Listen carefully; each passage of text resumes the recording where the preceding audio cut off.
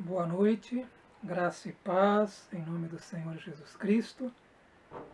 Nós vamos, primeiramente, quero convidar todos para que possamos orar, fazer uma oração, pedindo mais uma vez a bênção de Deus sobre este momento. Oremos então.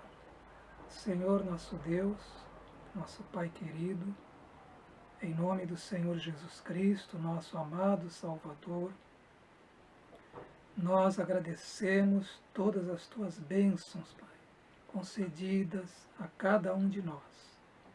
Não somos merecedores. Os méritos são somente do Senhor Jesus Cristo. E, Pai, nós pedimos que o Senhor continue nos abençoando. E nos abençoe agora, nesses momentos aqui, Pai, onde vamos estar ouvindo a palavra do Senhor, lendo a palavra do Senhor, refletindo na palavra do Senhor. Precisamos muito de Ti neste momento. Precisamos e como? Da ação do Espírito Santo em nós, Senhor. Tanto para pregar, para ensinar, como para ouvir, Senhor. Deus, que a palavra do Senhor ela esteja sendo semeada pelo poder do Espírito Santo em cada coração, e ela produza o fruto devido para a tua glória, em nome do Senhor Jesus. Amém. Conforme falamos no culto passado, domingo passado, nós vamos dar continuidade à mensagem sob o tema Marcas de um verdadeiro avivamento. Ali foi a parte 1, hoje a parte 2. Se você não ouviu a primeira mensagem sobre este tema, queria dar um conselho para você fazer isso, tá? Se possível, faça isso. Na primeira parte da mensagem, nós falamos sobre duas marcas importantes em um verdadeiro avivamento: o temor de Deus e o amor a Deus. Nesta segunda parte, nós vamos falar sobre outras marcas, outras características de um verdadeiro avivamento. Também são marcas importantes, muito importantes. Meu desejo é que todos os crentes de nossa igreja estejam envolvidos nessa jornada de 21 dias de oração por avivamento. Que estejam separando um tempo diariamente para orar, pelo menos pelo avivamento pessoal, já que isso com certeza todos podem fazer. Eu sei que alguns ou muitos não têm condições de participar da nossa reunião que fazemos todas as noites, às 20 horas, de segunda a sexta, uma reunião de oração pelo aplicativo Zoom. Eu sei que alguns irmãos não têm dificuldades para isso, a gente entende isso claramente, né? Mas você separar um tempo para orar, para estar a sós com Deus, isso creio que todos podem fazer. A ideia nessa jornada de 21 dias de oração por avivamento não é essa que precisamos orar apenas por 21 dias, não é essa a ideia. O objetivo é incentivar a dedicação à oração por parte de cada crente, tá? Conforme Deus orienta em sua palavra em Colossenses 4:2, dizendo: dediquem-se à oração. Também dissemos na primeira mensagem sobre esse tema, nós falamos que Deus às vezes envia o avivamento a uma pessoa, a um indivíduo, um avivamento pessoal, a um cristão que está sedento pela vida abundante em Cristo. Então Deus envia o avivamento a essa pessoa. Deus pode sim fazer isso. Às vezes, Deus visita uma igreja, um avivamento, por um período. Outras vezes, Deus visita uma cidade ou até mesmo um país inteiro. Nós falamos sobre isso na primeira mensagem.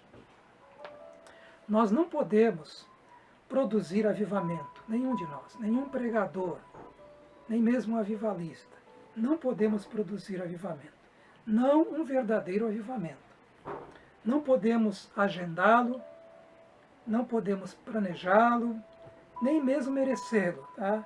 O que podemos é desejá-lo sinceramente, com uma verdadeira sede, tá? E expressar esse nosso desejo através da oração perseverante por avivamento. Conforme está escrito ali em Isaías 64:1, há uma oração ali do profeta que diz assim: Ah, se rompesses os céus e descesses. Olha que oração. Ah, se abrisse os céus e viesse a nós, né? Ele está querendo dizer isso. Essa interjeição "ah" expressa um profundo desejo de ver Deus agindo. Espero que essa seja uma interjeição também em nossa oração, né? Pelo menos no coração. Ah, Senhor, que o Senhor envie um poderoso avivamento em nossa igreja, em nossa região, em minha vida.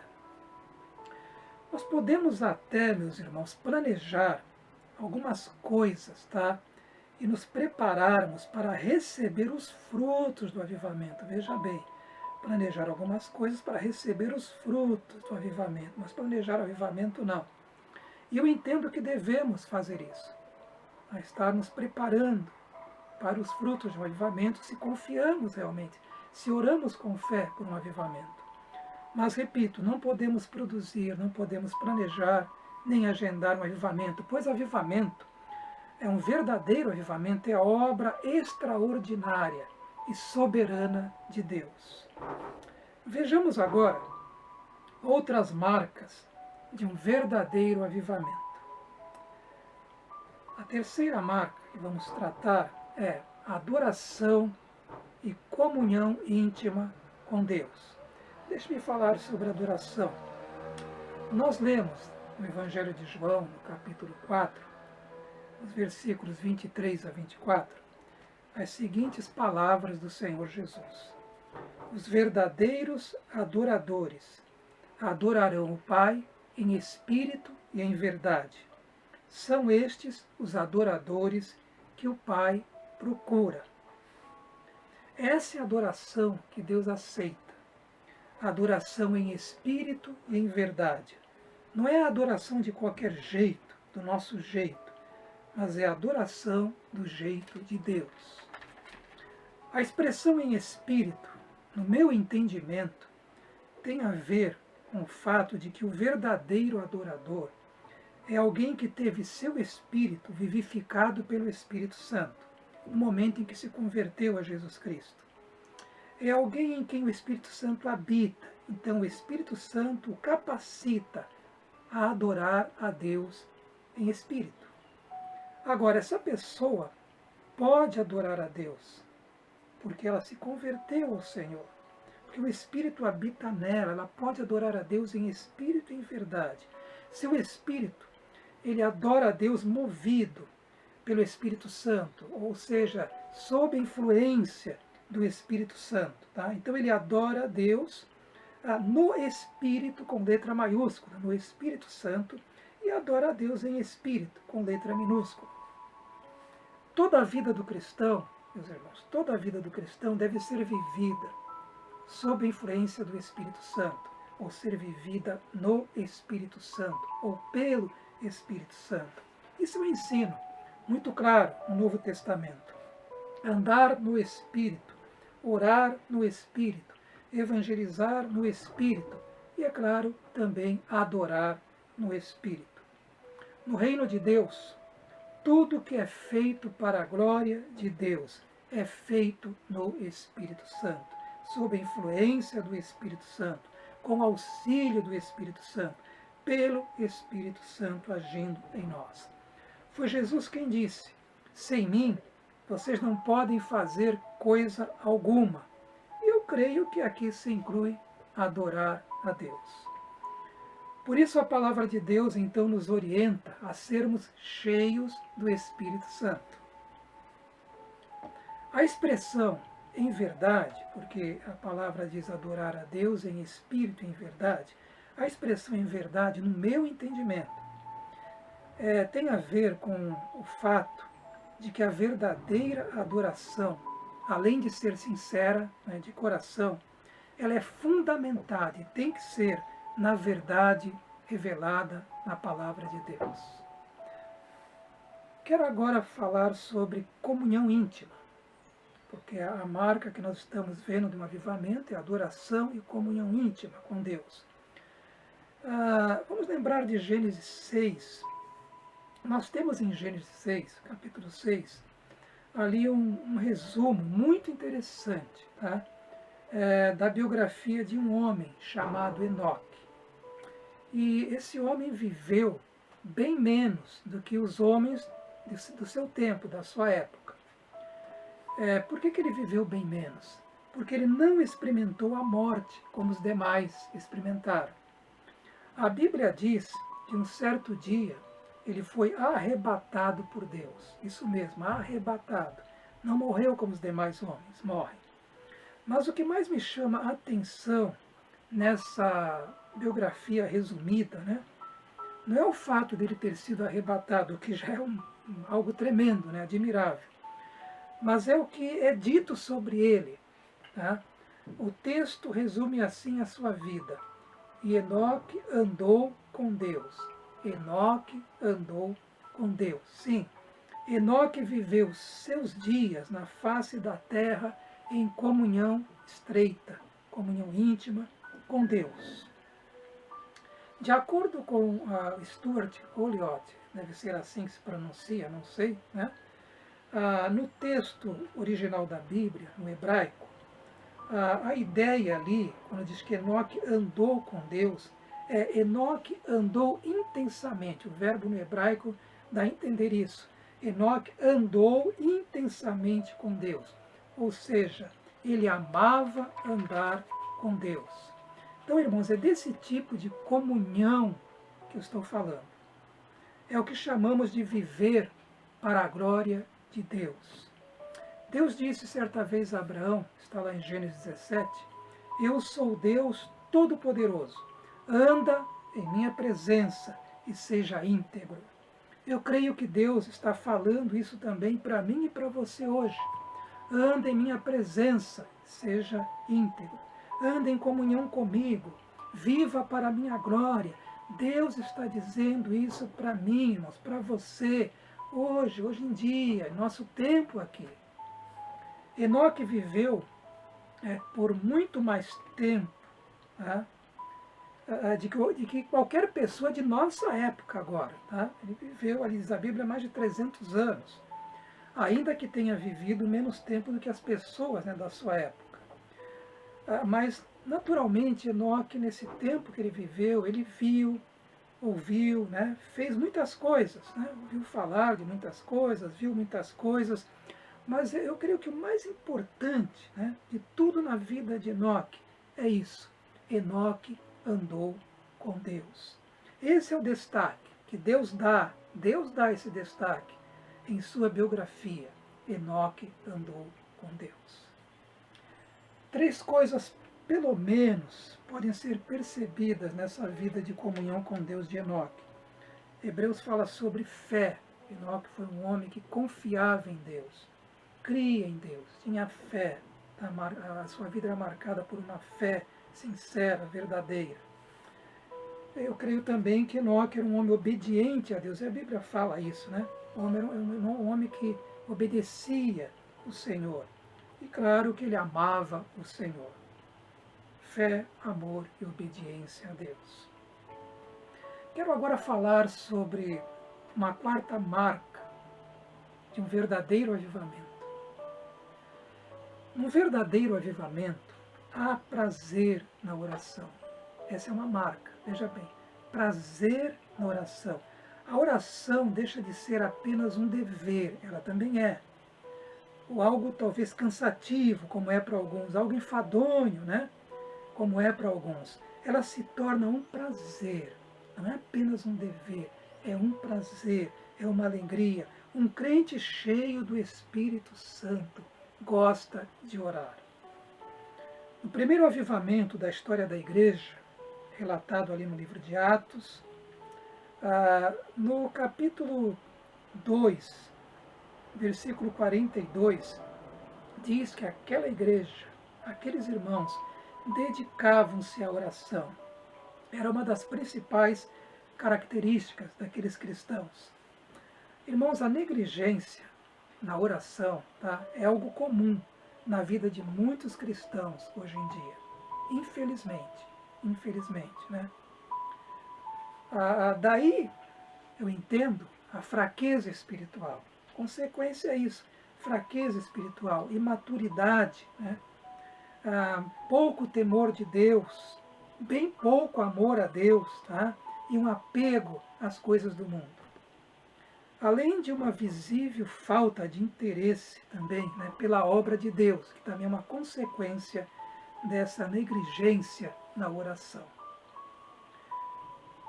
Nós temos que entender que a oração ela é uma fonte de suprimento espiritual para as nossas almas. Tá? É uma fonte.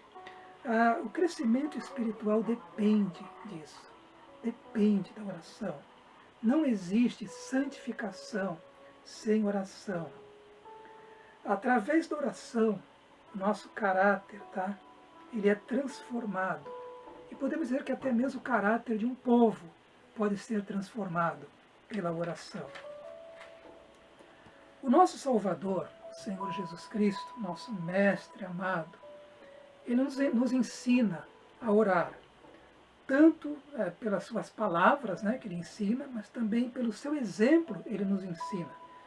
Como homem, né, o filho do homem, como servo, ele era dedicado à oração. Ele ensinou isso aos seus discípulos, ensinou sobre a importância da oração. Nós vemos nos evangelhos, meus irmãos, que era comum o Senhor Jesus se retirar, né, para ficar a sós com o Pai em oração. Você vê isso algumas vezes, ou várias vezes ali nos evangelhos.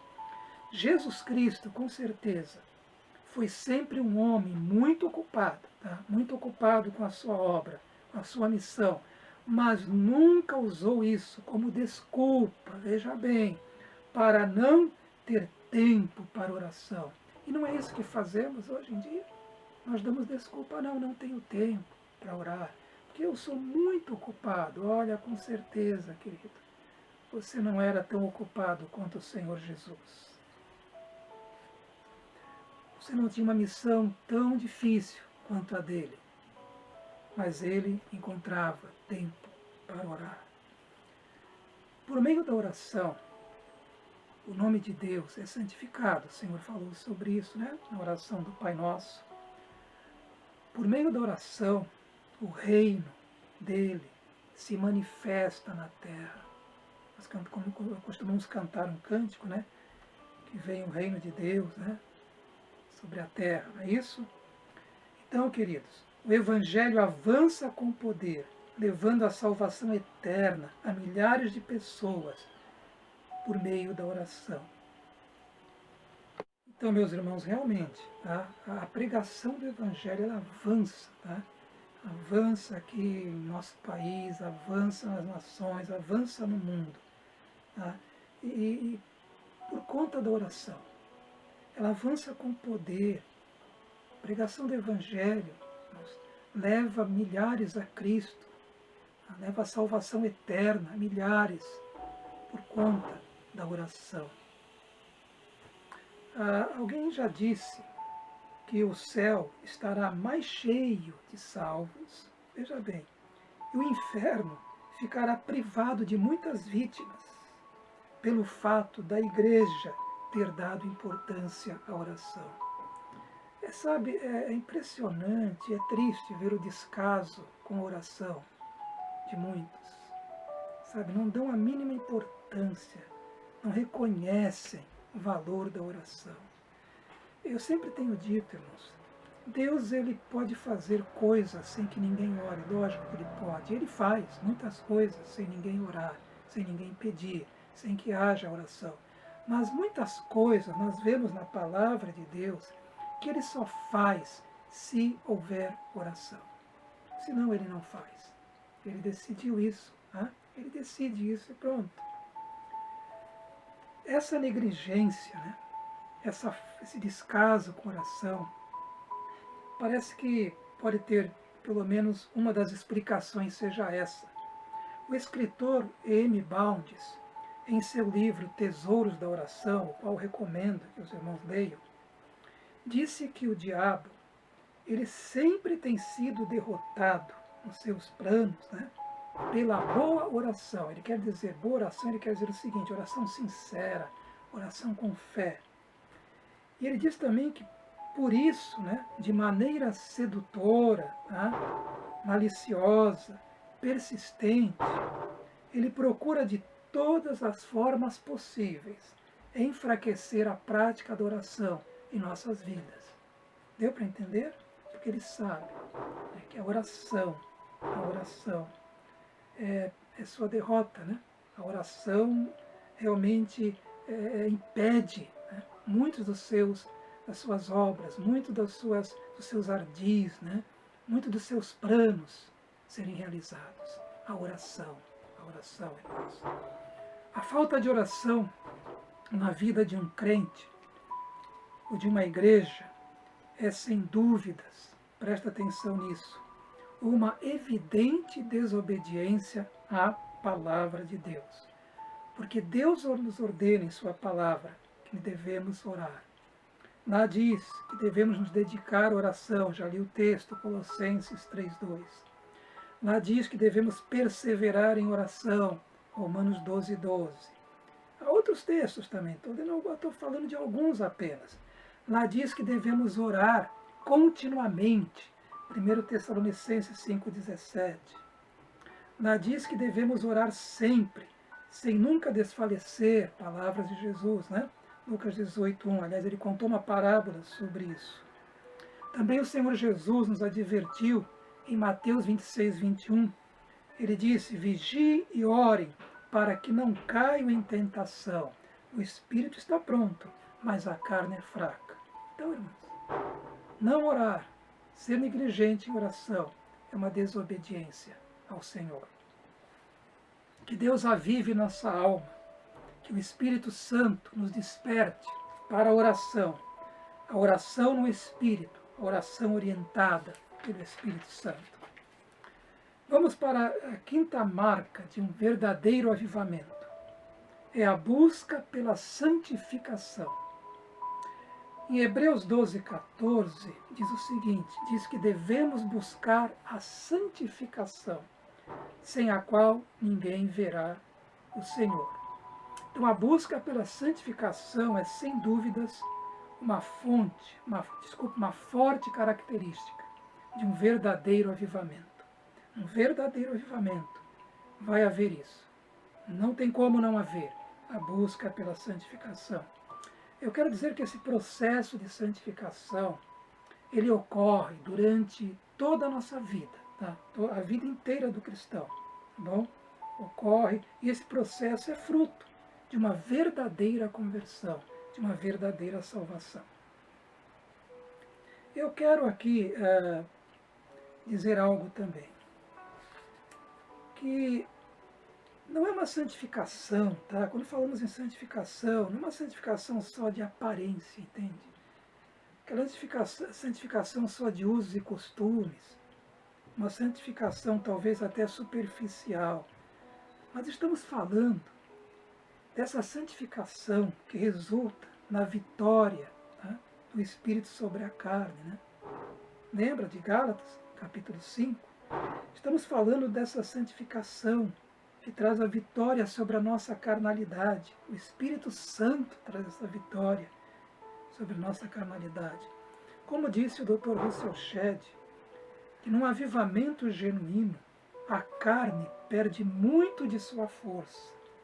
O avivamento verdadeiro, ele abafa a atuação da carne e fortalece a atuação do Espírito Santo, ou seja, a atuação do Espírito Santo, ela é uma característica, né, nesse avivamento, a atuação santificadora do Espírito Santo.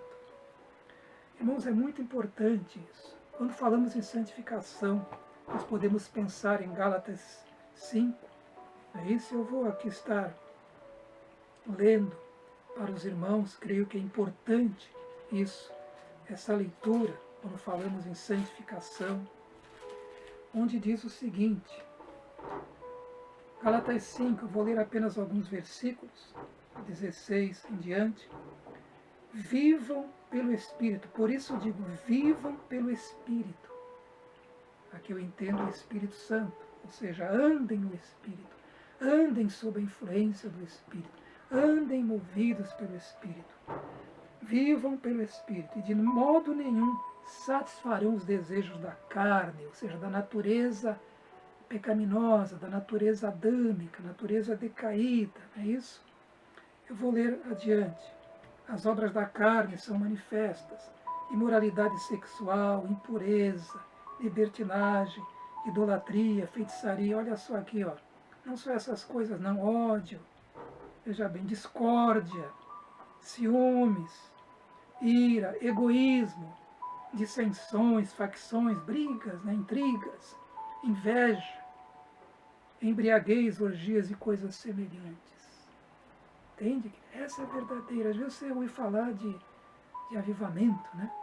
Um avivamento entre aspas. Vamos lá, vamos ter um avivamento, vamos organizar um avivamento, né? E aí tem muito movimento, na verdade. E até pode ter muita emoção, mas quando você vai ver o fruto, não tem. É como aquela figueira, lembra? Jesus viu as folhas, né? Viu muitas folhas, segundo os estudiosos entendidos, diz que a figueira, quando dá muitas folhas, é porque já o fruto já saiu ali, né? Segundo os que entendem, eu não entendo de figueira, né? Então ele viu as folhas e foi lá para colher os frutos e não havia fruto. Lembra-se disso?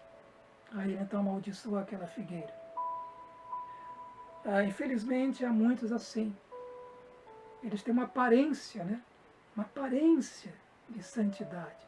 Mas quando você convive com a pessoa, você vê que não há fruto, ou pouco fruto. Né? Continuando aqui, esse texto. Mas o fruto do Espírito, olha o que diz, é amor, santificação. Isso é vida santa. Isso é o processo da santificação, produz isso. Amor, alegria, esse contentamento em Deus, em andar com Deus, né? Paz. Essa paz que diz a Bíblia que é a paz que o mundo não pode dar, a paz que excede todo entendimento. Paciência, amabilidade, que é entendo como uma maneira gentil, né, de tratar as pessoas, uma forma gentil, amabilidade, uma forma amável, bondade, fidelidade, mansidão e domínio próprio. Contra essas coisas não há lei. Os que pertencem a Cristo Jesus crucificaram a carne com as suas paixões e os seus desejos. Se vivemos pelo Espírito, ou seja, se temos vida do Espírito Santo, se realmente temos vida eterna, né, concedida pelo Espírito, então ele fala, andemos também pelo Espírito, ou seja, andemos no Espírito. Quero também estar lendo para os irmãos um outro texto bíblico, falando ainda sobre essa marca importante, que é a busca à santificação, marca de um verdadeiro avivamento.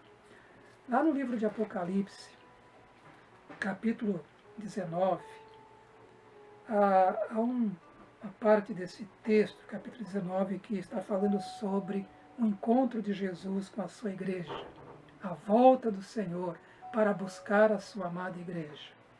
E olha o que diz aqui, na visão do apóstolo João.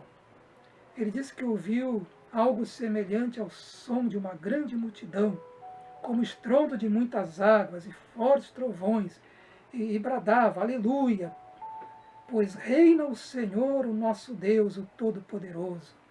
Aí diz, regozijemo-nos, vamos alegrar-nos e dar-lhe glória. Olha a continuação. Pois chegou a hora, veja bem, chegou o tempo, chegou a hora, chegou o momento do casamento do Cordeiro e a sua noiva já se aprontou. Está falando da volta de Cristo, do encontro do Cordeiro, que é Jesus Cristo, com a sua noiva, que é a igreja. Chegou a hora, está falando sobre o que vai acontecer adiante, falando sobre o futuro, pois chegou a hora, vai chegar essa hora, do casamento, do encontro do Cordeiro, Jesus Cristo, o Cordeiro de Deus, com a sua noiva. E diz que a sua noiva já se aprontou. Interessante, a sua noiva já se aprontou. E olha o versículo 8. E para vestir-se, né? Ela se aprontou de que forma? Para vestir-se foi-lhe dado linho fino, brilhante e puro. Veja isso. E olha o que diz a continuação do texto. O linho fino são os atos justos dos santos. Está vendo? Olha a igreja aqui. Ela está vestida de santidade. Vestida de sangue. O linho fino são os atos justos dos santos. Isso é muito importante, irmão. A igreja que Jesus vem buscar é essa igreja vestida de linho fino, brilhante e puro. E eu me lembro ainda de Efésios 5, quando penso nesse texto, Efésios 5, versículo 25 ao 27, naquele conselho que Paulo dá sobre o relacionamento marido e mulher. E ali no versículo 25 ele diz: como Cristo amou a igreja e entregou-se por ela. Veja bem, Cristo amou a igreja e entregou-se por ela, para santificá-la, tendo-a purificado pelo lavar da água, mediante a palavra do Senhor, a palavra de Deus. E para, diz aqui, apresentá-la, para apresentar essa igreja a si mesmo, a Jesus, quando vier buscá-la, como igreja gloriosa, sem mancha, nem ruga ou coisa semelhante, mas santa e inculpável. Vocês entendem isso, queridos? A importância da busca, a santificação. E eu lembro também de Mateus 24, no versículo 44, quando o Senhor Jesus diz: assim vocês também precisam estar preparados, porque o Filho do Homem virá numa hora em que vocês menos esperam, dizer, que vocês menos esperam. Então precisamos estar preparados. Igreja, meus irmãos em Cristo, isso é algo assim vital. Tá? Isso é uma característica da vida cristã verdadeira. Santificação, processo da santificação. E num verdadeiro avivamento, essa busca é intensa.